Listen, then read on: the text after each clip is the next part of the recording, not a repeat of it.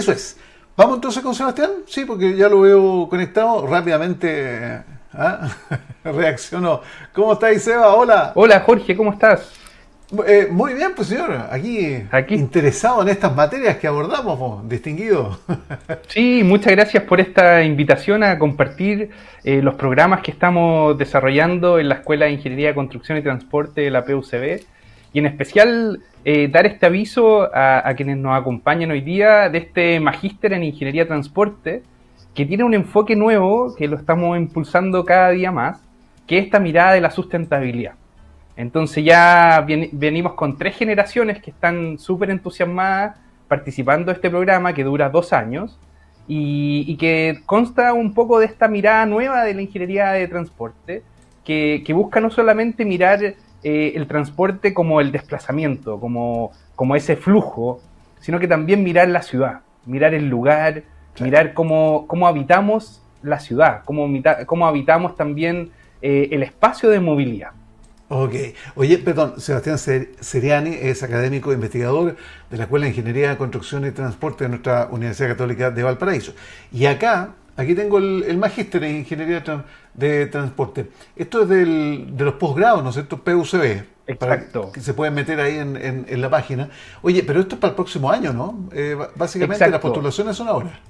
Las postulaciones son ahora, entonces invitamos a quienes están interesados en empezar a buscar información y ya comenzamos con el periodo de postulaciones y básicamente está dirigido para arquitectos, geógrafos, ingenieros de transporte o ingenieros, ingenieras en general que estén interesados en esta mirada nueva del transporte. Y algo bien cotidiano, ¿cierto, Jorge? Nos pasa todos los días, nos movemos en el metro, por ejemplo, nos movemos, ¿cierto?, en los buses, nos movemos caminando, nos movemos en bicicleta, etcétera. Pero no solo nos movemos, sino que también habitamos ese espacio. Sí. Y ahí cambia un poco esa mirada, ¿cierto? Oye, es que me pareció interesante tu punto porque ahí nos podemos enganchar con el tema del metro. Eh, Estamos hablando regionalmente, yo sé que en regiones que nos están viendo porque estamos en todo el país, pero ubican, ¿no es cierto?, que aquí en la quinta región hay un metro regional, ¿no es cierto?, que tiene una innegable labor de transporte día a día con una cantidad de gente que se ha pasado por la comodidad, por el espacio, digamos, de la panorámica, sobre todo en Viña Valparaíso. Te da más seguridad, hay más frecuencia ahora en el último tiempo, entonces va funcionando bastante bien. Pero cada estación es como un microambiente, ¿ah? Que está también relacionado con la comuna donde se está llevando a cabo, digamos, esa estación o donde están subiendo o bajando los pasajeros. Entonces, es como bien especial la mirada del metro, ¿ah? Le da como un toque distinto, diferente en cada ciudad. Sí, mira, es muy interesante lo que tú dices, Jorge, porque justamente y parte de una investigación que está en desarrollo y que venimos trabajando con los alumnos de Magíster, es que hoy día las estaciones de metro se entienden no solamente como un nodo de transporte en la red, sino que también un lugar.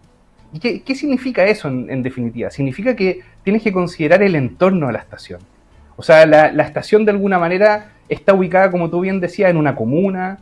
Existe, por ejemplo, un entorno cultural, un entorno de espacio público, Sí. hay entornos comerciales, hay entornos que tienen que ver con el medio ambiente. Entonces, ya las estaciones no solamente trasladan personas, sino que también se ocupan de otra forma. Son puntos de encuentro y hay que considerar también que acá en la región tenemos, claro, este servicio de Puerto Limache, y que se está extendiendo hacia el interior de la región. Entonces van a haber nuevas estaciones, nuevos desafíos que de alguna manera nos van a llevar a pensar de nuevo las estaciones, como nuevos polos de desarrollo, nuevos polos de vivienda, por ejemplo, Fíjate, y perdón, otras cosas más. polo de información, ¿cierto? Porque también se canaliza Exacto. mucha información ahí en los paneles informativos. La cultura, de hecho, los murales que están presentes, es parte de la cultura. Es muy entretenido el punto ese, ¿ah? Exacto, exacto. Y mira, y ahí me conecto con un tema que estamos desarrollando y que tiene que ver con esta interdisciplina. Cuando empezamos a mirar el transporte con esta nueva mirada, ¿cierto? Con esta mirada de nodo lugar, empezamos a abrirnos a otras disciplinas como por ejemplo la psicología. cómo se comportan los peatones en espacios congestionados. Y una cosa que no hemos dado cuenta, por ejemplo, es que típicamente tenemos andenes en las estaciones que de alguna manera permiten solamente el uso de una del lado de las puertas del tren, ¿cierto? Los trenes tienen por ambas partes puertas, ¿cierto? Uh-huh. Pero los andenes, donde la gente baja y sube, ¿cierto? De alguna manera utiliza solo una puerta. La otra puerta no se utiliza porque no hay andén. Entonces, ¿cómo de alguna manera podemos diseñar los andenes y las estaciones para aprovechar al máximo ambas puertas? Las que están a un lado del tren y las que están al otro lado. Por ejemplo, dirigiendo que tal vez una puerta sea solo de bajada y la otra puerta sea solo de subida, por ejemplo. Claro, pero ahí entonces, hay que hacer todo un trabajo de los andenes. Exacto. Entonces, vamos constituyendo estos espacios de nuevo lugar en diferentes subespacios. El tren andén, las escaleras, por cierto, el generar, por ejemplo, barandas que separen los flujos de subida con los de bajada, el sector de boleterías, por ejemplo, con los torniquetes que sean de entrada y torniquetes que sean de salida, como lo que ocurre hoy día en Estación Viña, claro, que hay una diferenciación de los torniquetes, y de ahí te vas a la ciudad, te fijas, te vas a sectores complementarios como el comercio, como los servicios. Hoy día las estaciones ya no solamente atraen público que van a usar la estación para trasladarse, sino que también lo utilizan para acceder a servicios. Sí. Servicios, por ejemplo, como, no sé, un registro civil, o puede ser algún comercio, y después la ciudad que te permite de alguna manera interactuar con lo que está alrededor, con las vías, con las calles, ¿cierto?, con la vereda, ¿cierto?, con el entorno de la universidad, etcétera. Oye, y esa convivencia, ¿cómo tiene que confluir y cómo tiene que fluir, en definitiva, ¿no es cierto?, para un buen entendimiento? Los fines de semana, yo no sé si se mantiene todavía, pero las bicicletas podían llevarse los fines de semana, ¿no es cierto?, al interior de los vagones, porque se supone que hay menos gente transitando, entonces es menos incómodo. ¿Qué pasa con los artistas? Alguien se opondrá, digamos, a esa calificación en algunos casos, pero bueno, son artistas que están ahí, que dan su talento, su vida en pro de la música, de la poesía. Hemos visto tantas cosas, del baile, hemos visto arriba de los trenes. Entonces, ¿cómo convive todo eso que en el fondo es fiel reflejo de una ciudadanía muy diversa? Exacto, mira, y para quienes se entusiasmen con el magíster de Ingeniería de Transporte, contarles que acá tenemos un laboratorio de movilidad y transporte donde tenemos una maqueta de un vagón de metro, ¿ya?, a escala real. Entonces probamos ese tipo de cosas como las que tú dices. Un estudio que hicimos fue probar, por ejemplo, el efecto que tiene el uso de bicicletas dentro del vagón. Y nos dimos cuenta como resultado que efectivamente, si bien existe flexibilidad para usar la bicicleta los fines de semana, necesitamos espacios determinados para dejar la bicicleta dentro del tren, para no afectar al resto de los pasajeros, por ejemplo. Entonces, delimitar el espacio dentro del tren o dejar algún vagón exclusivo, por ejemplo, para bicicleta, sería una muy buena ayuda para incluso mejorar los tiempos de subida y bajada de los pasajeros. Sí. Y en el otro caso que tú decías, ¿cierto?, de la música, mira qué interesante eso, hicimos otro estudio, uh-huh, y ahí, por ejemplo, probamos qué significaba para las personas que estaban dentro del vagón la diferencia de música clásica, por ejemplo, con música rock, por ejemplo. Y mezclamos también el decibel. Y efectivamente nos dimos cuenta que no todos los casos la música es mala.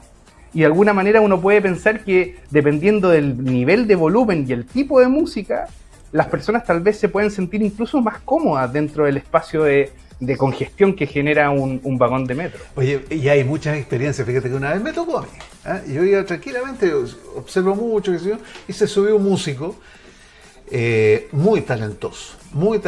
Yo diría que en la mayoría de los casos lo hacen muy bien. Los tipos que se suben tienen todos los beneficios, digamos, de hacer un buen arte, de proyectar un buen arte. Bueno, y había un caballero que estaba al frente y que se sintió muy incómodo por la presencia del músico antes que comenzara a cantar. Y cuando comenzó a cantar, eran boleros, que se sentía, ¿no es cierto?, muy relacionado con esa música. Me imagino el caballero por tema etario, digamos, por la edad. Uh-huh. y ya como que bajó la intensidad de su rostro, que estaba como muy adusto, muy las cejas así como la típica de los dibujos animados, así como, como enojado. Y se fue relajando y al final empezó como casi a tararear las canciones. Terminó el tipo que cantó 2 o 3 canciones, lo aplaudió, ¿no es cierto? Y le dio una monedita. Entonces, si te das cuenta, es también sentirse integrado al arte. Y eso se consigue. Exacto. Y a veces no se consigue. Exacto. Es que, bueno, hay un punto que es importante, el tema del decibel. O sea, yo creo que ahí uno de los resultados de este estudio que te contaba era que efectivamente decibeles por sobre los 70 generaba interrupción, por ejemplo, incluso con los anuncios que se generan dentro del vagón. Entonces también hay un tema de seguridad no menor ahí. O sea, tú estás dando un aviso dentro del vagón de la próxima estación, por ejemplo, o de alguna situación de emergencia, y tienes un músico que está haciendo su arte, ¿cierto? Su música, pero te está interrumpiendo de alguna manera alguna información importante para los pasajeros. Sin embargo, cuando el decibel es bajo o moderado, y tiene además una música que es agradable a los pasajeros, termina siendo, entre comillas, un servicio a bordo. Mira cómo le cambiamos la mirada, ¿te fijas? Entonces, al final, el estudio muestra que en vez de ir en contra de la música, tenemos que ir a favor de la música tratando de regularla y adaptándola al sector donde se está ubicando. Tal vez dejar espacios definidos dentro del vagón para que de alguna manera no sea un obstáculo para quienes suban y bajen, cosas de ese tipo. Sí. Entonces al final lo incorporamos al servicio de una mirada más estratégica. Sí. Es que hay tantos temas. Bueno, el metro en Santiago prohibió por tema del comercio ambulante los burritos, y esos carros de supermercado que se lo han pelado por todos lados. Bueno, pero ahí andan y llevan un montón de paquetes. Bueno, obstaculizan, incomodan, digamos, a los pasajeros, pero también es un tema relacionado con el comercio informal, porque ahí acarrean todos sus productos, ¿no es cierto? Y se está en contra de esa actividad. Entonces, por acá no se ha planteado ese tema, ¿eh? Mira, es un tema súper interesante también y yo creo que va acompañado también de un poco de fiscalización, ¿cierto? Que es necesario tener para que de alguna manera, de nuevo, regularizar el uso de este espacio para que efectivamente, desde mi perspectiva, sea un servicio a bordo. O sea, ir en contra de las personas que venden es muy difícil de fiscalizar y termina siendo una situación muy desagradable, ¿cierto? Incluso puede terminar en violencia o situaciones más complejas. Yo creo que de alguna manera si regularizamos el servicio a bordo, como se hacen en varios trenes del mundo también, donde tú tienes, por ejemplo, trenes de larga distancia, donde tienes cafeterías, por ejemplo, dentro. Entonces, ¿por qué no de alguna manera darle un servicio al pasajero que permita sentirse el pasajero con un alto nivel de confort y que de alguna manera le sirva el servicio de alimentación también? Sí. Entonces no mirarlo como algo negativo, sino que pensar en cómo transformar eso en algo más positivo para las personas que utilizan el sistema. Oye, eso que señalas, ¿no es cierto?, de eso de brindar para que puedan comer un cafecito. Oye, pero en el tren pasan, no sé, 5 veces, al final salís comprando igual alguna cosita, porque pasan los dulces, pasan las golosinas, qué sé yo, los chocolatitos, entonces uno ya al final, bueno, démosle, total. Y lo importante también que tú mencionas, Jorge, es eso de la intermodalidad también, que me recojo del punto también que lo tratamos harto en el magíster de ingeniería de transporte, porque la intermodalidad abarca que el pasajero es el mismo de alguna manera, el que se sube al vagón, el que después sale de la estación y toma el bus, o sale caminando, o anda en bicicleta. Entonces, por eso que de alguna manera la estación de metro tiene que considerar el entorno. No puede desentenderse del pasajero cuando sale de las estaciones. Entonces, por ejemplo, si tú vas a hacer flexibilidad para que las personas puedan andar en bicicleta y de alguna manera usen su bicicleta dentro del tren, ¿cierto? Y puedan desmontarse de la bicicleta y bajar con su bicicleta a la estación, tienes que darle facilidades, por ejemplo, en la escalera. Porque si no es cargar la bicicleta en escalera, o usar los ascensores de mala manera y terminan rompiendo los ascensores porque no están habilitados para trasladar una bicicleta. Entonces, una solución muy rápida y muy fácil, Jorge, es poner unas canaletas en el piso de la escalera, en el borde, y tú montas la bicicleta en esa canaleta, la bicicleta va rodando, bajando o subiendo, y tú vas caminando al lado de tu bicicleta y puedes ingresar o salir de la estación de forma más cómoda. Sí. Te fijas, soluciones tan simples como esa cambian de alguna manera la percepción del nivel de servicio y te permiten aprovechar esa intermodalidad de buena manera al final. Oye, ahora la interrelación que hay dentro de un vagón, también estudio para sociólogo, qué sé yo, psicólogo, que sea, porque hay cada cosa, sucede cada cosa, ¿no es cierto? Desde lo que, a ver, si tú haces una estadística, ¿no es cierto? Haces una encuesta, 70% va metido en su celular. O sea, eso es obvio, eso pasa en todos lados, en todo caso. Primero. Segundo, hay gente que está súper complicada y se ve como enojada, como disgustada por todo. Todo le parece mal, ¿no es cierto? El ruido, el movimiento, el que está cantando, el que está vendiendo, qué sé yo. Hay otros que se ponen a conversar y no paran de conversar, ¿no es cierto? Por ejemplo. Y que se ríen y que son súper abiertos en comunicar lo que están sintiendo, qué sé yo. Son como personalidades que uno puede confluir, digamos, en un análisis más profesional, ¿no es cierto? Yo estoy haciendo una mirada así muy al lote. Pero también me llama mucho la atención que siempre hay como un respeto. Cuando hay una persona de edad, siempre de alguna manera alguien se mueve, alguien se moviliza, alguien sugiere, o él mismo, ¿no es cierto? Esa misma persona le da el asiento a la otra persona. Fíjate que eso se da, es bastante usual que se respete, digamos, eso. Creo que es un buen punto. Y mira, y ahí, por ejemplo, Jorge, hay un punto muy importante que es la información. Cómo tú entregas la información para que las personas puedan comportarse de mejor manera. Por ejemplo, si imagínate las personas mayores, mujeres, ¿cierto?, que están embarazadas, por ejemplo, usaran una chapita, por ejemplo, o alguna cosa que les permita de alguna manera claro. Un distintivo, por ejemplo. ¿Te fijas? Entonces, yo identificaría a esa persona directamente, sin necesidad de ponerle incómoda o tener que hacerle preguntas, ¿cierto? Y le daría el asiento directamente, por ejemplo. Ahora, es interesante también puede incomodarse una señora que esté creyendo, ¿no es cierto?, la otra persona que está embarazada, como la publicidad. No, si no estoy embarazada, estoy hinchadita.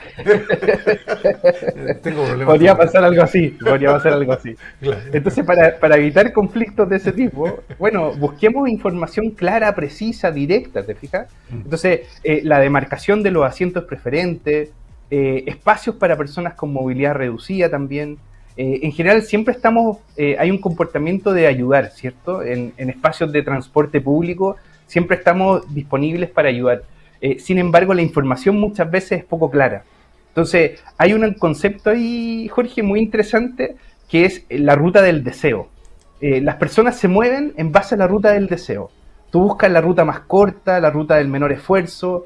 Entonces, de alguna manera, tú bien dices, claro, hay gente que cede mucho el espacio para personas preferentes, pero hay otros que de alguna manera no lo hacen, ¿cierto? Porque buscan su propia satisfacción, ¿cierto? Sí.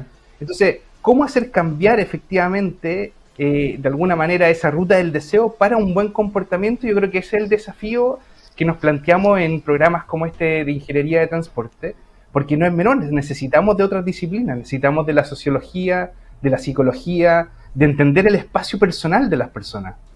O sea, para hacer una referencia nomás, Jorge, imagínate que la demanda que tiene el tren que va desde Puerto a Limache es de 70.000 pasajeros al día, ¿ya? Solo esa cantidad es lo que proyecta la estación Calicanto en Santiago con las combinaciones que ya tiene de las líneas 3, línea 7 que va a tener pronto y próximas líneas para el 2050. O sea, imagínate la proporción de lo que estamos hablando también de un metro regional que tiene sus componentes distintos, que por el borde costero es más bien como un tranvía, que en una zona de Viña es más bien como un metro subterráneo, y después hacia el interior es como un tren interurbano, ¿cierto? Muy extraño, ¿cierto? Entonces, ¿cómo entender esas lógicas que se dan del tren y cómo entender a sus pasajeros dentro de estas lógicas distintas de mirar esta movilidad desde otra perspectiva? Creo que ayudaría a entender de mejor manera cómo diseñamos estos espacios. Oye, me quedan 2 minutitos, pero me parece interesante también la comunicación y la transparencia, la claridad más bien, ¿no es cierto? Es la información que se da desde la cabina del conductor, ¿no es cierto?, hacia los pasajeros en determinadas circunstancias. Y esto se hace extensivo para el metro en Santiago, para lo local acá en nuestra quinta región, en cualquier punto, ¿no?, donde hay un tren, ¿no es cierto? El que está a cargo, el maquinista, que yo sé que también responden a protocolos que están súper establecidos, ¿no es cierto?, pero tiene que ser súper claro la información. De repente se queda, nosotros en el metro, en el túnel, se queda detenido y nos falta la persona que ya se siente incómodo, que le falta el aire, que se empieza a preocupar, que qué es lo que pasó y tal. Entonces, en ese momento falta la claridad absoluta. Señores pasajeros, en estos momentos ocurre, sí, se hace, pero no con la claridad a lo mejor que uno esperaría, porque siempre dice, estamos detenidos un par de segundos, en cualquier momento retomamos el trayecto, que sea. Pero tú te das cuenta que pasan los segundos, ¿no es cierto?, un minutito y ya estáis como, y todavía no vuelven a informar qué es lo que está pasando. Entonces, a lo mejor esa claridad está un poco al debe, en mi opinión, a lo mejor estoy equivocado. Yo creo que es un muy buen punto y comparto contigo. O sea, yo creo que la información tiene que ser precisa, tiene que de alguna manera mostrar lo que está pasando, pero también no generar ese pánico, ¿cierto? Ese pánico colectivo. Ahora, para tener también la perspectiva, hay estándares, Jorge. O sea, tú, por ejemplo, para evacuar pasajeros desde un andén, tienes que evacuar el andén y sacar a todos los pasajeros en no más de 240 segundos. ¿Te fijas? O sea, estamos hablando de estándares súper estrictos que se usan incluso a nivel internacional.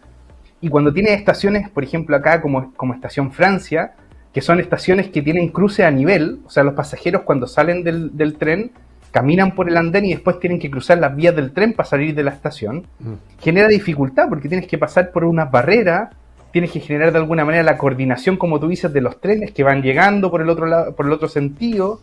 Entonces hay una situación también de pánico que podría generarse en estaciones que hoy día de alguna manera necesitan un rediseño. O sea, de alguna manera estas estaciones necesitan acondicionar sus diseños para enfrentar situaciones como las que tú dices, situaciones de emergencia, especialmente en el borde costero, ¿cierto? Y otras situaciones también de aglomeración. O sea, estaciones muy aglomeradas como Quilpué, por ejemplo, son súper importantes. Viña del Mar, por cierto, Limache, por cierto, también. Son estaciones de alta congestión y que cuando tú ya tienes más de 6 pasajeros por metro cuadrado, efectivamente se da esa situación donde se genera un colapso del sistema y las personas empiezan a caer, empiezan a tener accidentes y ahí empiezan las complicaciones. Sí. Oye, y por último señalar, cuiden los metros, cuiden aquí en la quinta región, en Santiago, en regiones que nos están viendo. El transporte público es súper necesario, es el que estamos esperando todos los días para ir y volver de nuestro trabajo. Es una fuerza laboral muy importante que se mueve a través de estos vehículos. Cuidémoslo, no lo rayemos. Y no sé, también hay que hacer algunas instancias, algunos protocolos de rigor para sacar las fotografías correspondientes, hacer las denuncias.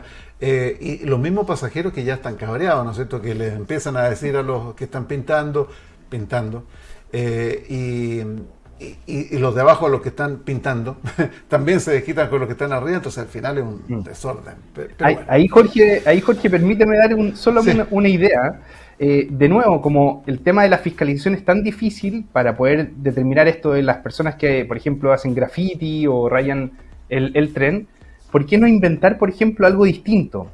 Por ejemplo, un mural en movimiento, llamarle algo así, un programa, por ejemplo, que haga el metro, y que transformen los vagones por fuera, obviamente, en murales, y que de alguna manera generen un respeto al arte ahí, de alguna manera, y no eviten el rayado de los murales, obviamente.